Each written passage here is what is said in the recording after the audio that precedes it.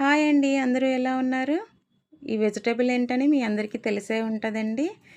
ఈరోజు మన రెసిపీ వచ్చేసి పొటల్స్ ఫ్రై అండి. దీనికోసం ముందుగా పొటల్స్‌ని ఈ రకంగా కట్ చేసుకొని, మధ్యలో ఉండే సీడ్ అంతా తీసేసి, చిన్న చిన్న ముక్కలుగా ఇక్కడ చూపిస్తున్న విధంగా నీట్‌గా కట్ చేసుకొని, ఒక గిన్నెలోకి తీసి పెట్టుకోవాలండి.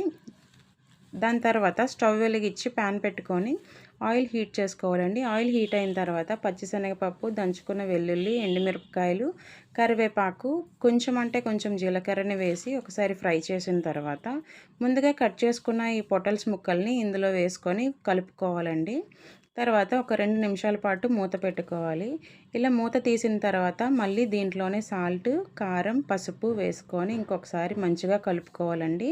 ఇందులో నేను ఎలాంటి స్పైసెస్ వాడట్లేదండి. ఇలా 5 నిమిషాలకు ఒకసారి మూత పెట్టుకుంటూ, తీసుకుంటూ, కలుపుకుంటూ ఉన్నట్టుగా అయితే ఎంతో టేస్టీగా ఉండే పొటల్స్ ఫ్రై అయితే రెడీ అయిపోయినట్టేనండి. మీరు లాస్ట్ వీడియోలో చూసిన టమాటో రసానికి కాంబినేషన్‌గా ఇది చేశాను. చాలా బా వచ్చిందండి. సబ్స్క్రైబ్